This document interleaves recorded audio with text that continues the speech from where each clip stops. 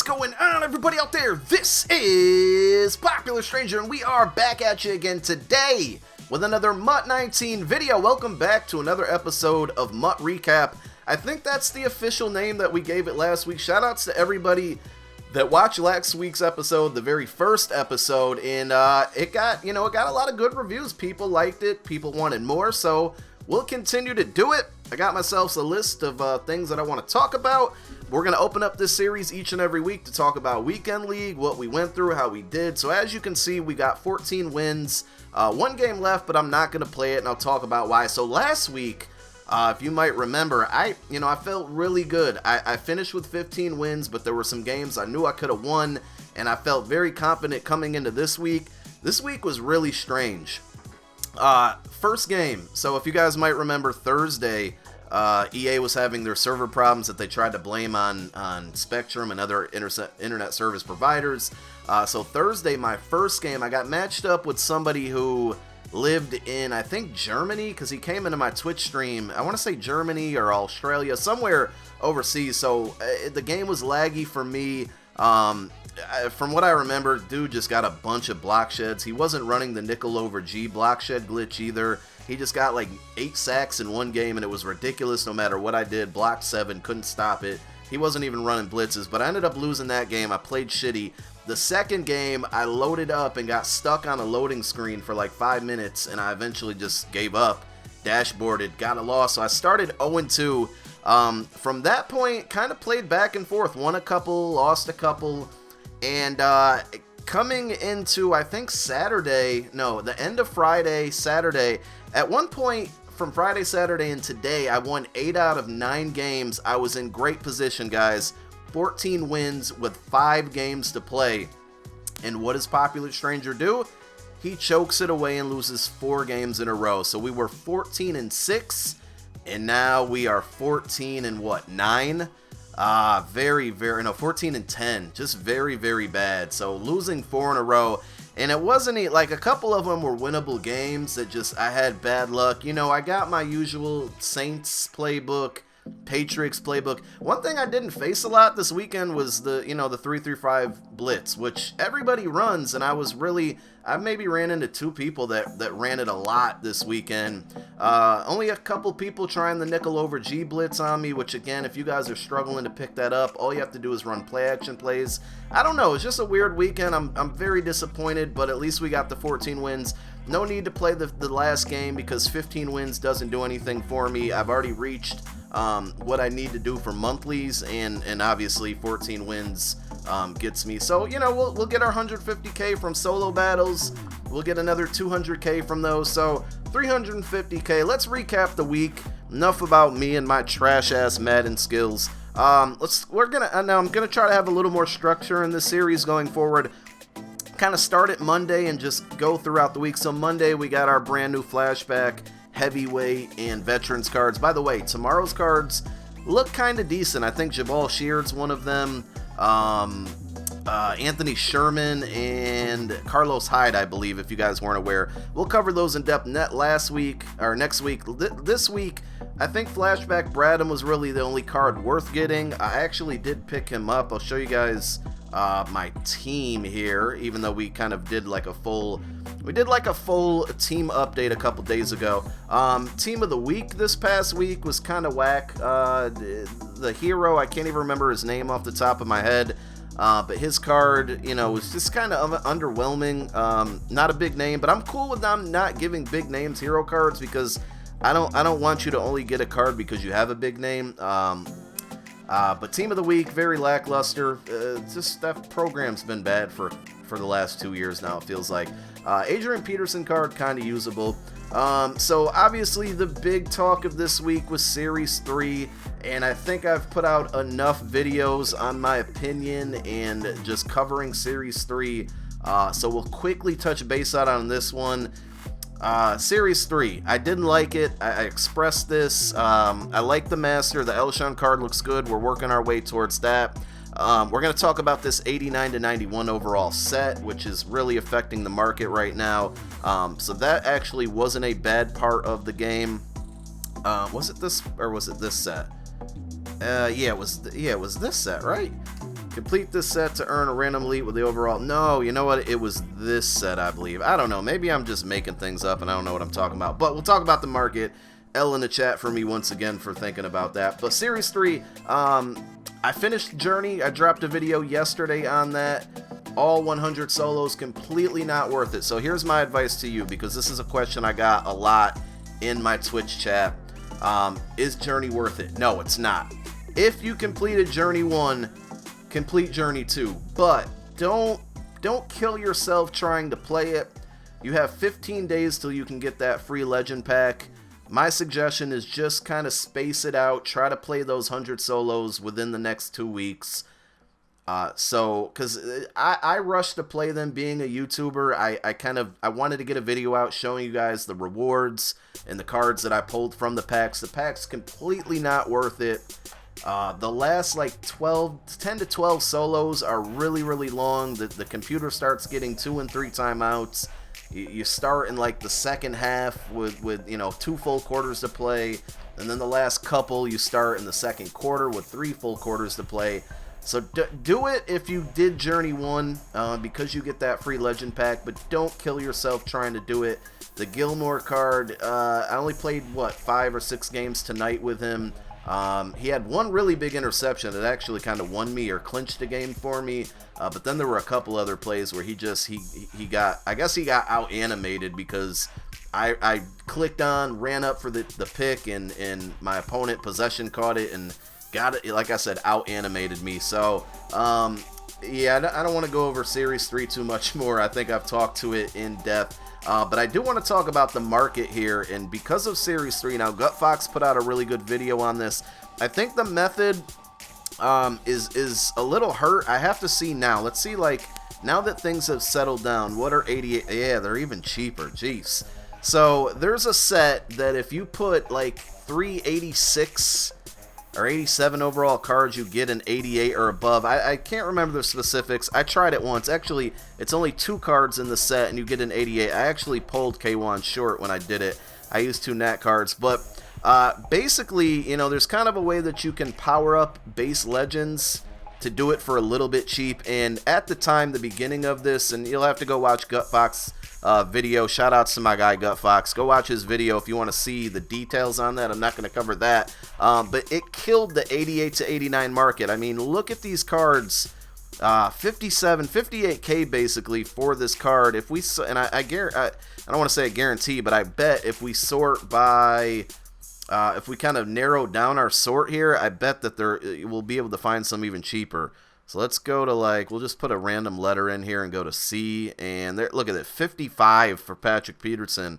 And it's not only are these cards cheap, right, but this is what I really wanted to talk about. Training is super duper cheap right now. If we take, remember the method I told you guys about, if we take, we're just going to round up and somebody just bought it, but if we take 56,000 coins for that Patrick Peterson, and we're going to divide it by 1,100 because that's how many training points you would get if you quick sold it. That's 50.09. Sorry, 50.90. That's 50. I'm losing my train of thought here. It's basically like 50 coins per 1 training point. Usually 55 is really, really good. To get it for 50, I would suggest right now load up on training points if you can. I think I'm going to do some type of, I didn't mean to back out of there. I think I'm going to do like a training point spending spree video again. Those are always fun. It looks like you guys like to watch those as well. But if you can kind of work the auction house here, just literally what I would suggest is, this is a really good filter. Just go to quality, put 88 to 89, put in a random letter, and even if you want to sort by newest, anything you can find at 55K or under is going to be a steal. And so, I mean, there's another one right there, 55.4 or 55.450. So I'm going to go ahead and buy that card just to show you guys. Bang, we got it. We're going to go ahead and quick sell, and there's the 1,100 training.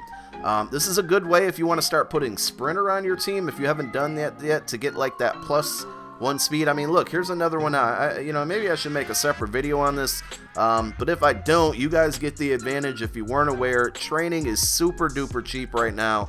Let's just try another letter. We'll go with Y. Y is somewhat common. in names here. We'll go to buy it now. Nope, not looking like it's 60. And again, I like to use the newest filter and just put random letters. I think I'm being repetitive here, but the 88 overall market is like stupid cheap right now, especially for like cards that if you wanted to power up. And then obviously training is super duper duper cheap right now, so load up on that stuff. I would suggest that. I don't think you should be buying at this point. All right, we're going to talk about Thanksgiving promo and some things to come, because that is on my agenda. But at this point, what I would suggest is don't buy too many players. I just think right now you're better off saving onto your coins, because I think we're going to be getting some really good cards coming really soon. I would say that the Thanksgiving promo will not be this Friday, but the following Friday. I don't know the date off the top of my head, but I think it'd be somewhere around like the 16th of November. And I think that they kind of know the community was disappointed with Series 3, and some of us were disappointed with Most Feared. I was not personally, but I think they're really gonna hopefully, kind of overdo it for Thanksgiving. And like Thanksgiving to the Blitz promos to the Ultimate Freeze or whatever they're gonna call the holiday promo, this is like that. And then Super Bowl after that, this is that gap of MUT where really good cards come out. So don't start buying stuff now unless it's training points. I do recommend loading up on some training right now, but otherwise it should be a seller's market right now. Like if you got things that you want to sell, I would kind of sell them like the middle of this coming week that we're in, or the middle of next week is cutting it close. Actually, you know what? I take that back. I'm going to get out of, I have a list and an order I want to get into, but I don't know how the market will be impacted by monthly rewards. Last month when monthlies came out, the market went way down. It was a buyer's market then. So I would say like a sweet spot is like Monday, Tuesday, Wednesday this week. If you got stuff to sell, don't go out there buying cards. If the market does drop on Thursday, I'll probably try to make a video to give you a heads up. But yeah, Thursday with monthly rewards coming out from Weekend League, it could cause a market to go down temporarily. I don't think it'll be long term. Let's talk about Team of the Week this week for Tuesday. I once again didn't get to watch too much football. I watched the Rams and the Saints game. Very good. As I'm recording this, the Patriots and Green Bay is on, but it's 31-17, so it looks like the Patriots are going to win another game. But, I asked the Twitch chat when I was streaming Sunday night who should get a card. I saw that Julio Jones had a pretty good performance. I could certainly see him getting a boss card. Adrian Amos had a good card with an interception, a sack, and a bunch of tackles. I think he could be due for another card. He's kind of a MUT Hall of Famer for MUT 19 right now. Danielle Hunter and just the whole Vikings defense is crazy. And then Alvin Kamara could get a card. I think Julio gets the 93, but if he doesn't, maybe Kamara gets the 93 overall card. I mean, he kind of got shafted on his MUT Heroes card. I thought it should have been much better. I think his catch rating was disrespected. So Kamara didn't put up a ton of stats, but 3 touchdowns, it could do it. But I think Julio and Amos might be locks this week. I'm making a crazy prediction, and by the time you're watching this, it might already have happened or not happened. But I got a feeling solo blitzes are going to come back this week too. So we'll see. I don't even know what time I'm going to upload this video, if I do it after 10:30 Eastern or before. But I got a feeling that solo blitzes might be coming. And then I kind of quickly touched on the Thanksgiving promo again. I think it'll be in about a week and a half. I'm expecting it to be pretty big. I'm excited to see what they do. I hope we get to see some new legends. Like, even if they're new legends, I feel like at this point, there's probably not going to be too many new legends that weren't in games before or in last year's game. But I'm waiting for like Harold Carmichael, Bo Jackson. I know there's some other ones out there. Do they start reusing legends for the Thanksgiving promo? Do we get some new ones? I'm not sure. But I think that about covers it. Gameplay wise, I just kind of forgot that spin move is driving me crazy. It's not 3-3-5 anymore. Ricky Williams and this spin move, I don't know. You guys let me know what's bothering you about the game. Again, I'll probably kind of mention this every week. I am an EA Game Changer, if some of you weren't aware. I have a direct way to submit feedback to what you guys hate If you ever have video proof of things, that always helps. But yeah, spin moves driving me nuts. I had it in big, like, capital letters. I don't know if you guys can see it there. Driving me nuts. Ricky Williams. I think that's why they didn't raise the level cap, because they knew Ricky would be a better card. And my God, Ricky Williams. I use him a lot too, I'm not gonna lie, but damn, that spin move annoys me. I'm just getting mad at the fact that I lost 4 games in a row to close out my weekend league. Hey man, you guys have a great rest of the day. I appreciate you watching. Hope you're enjoying this video. If there's any topics you want me to cover for next week, any new segments you want me to add on there, you know what? That reminds me. For all of you that hung in here, I do want to start featuring some snipes of the week. So if you guys get really good snipes and get a picture of it, send it to me on Twitter at Mike is my name.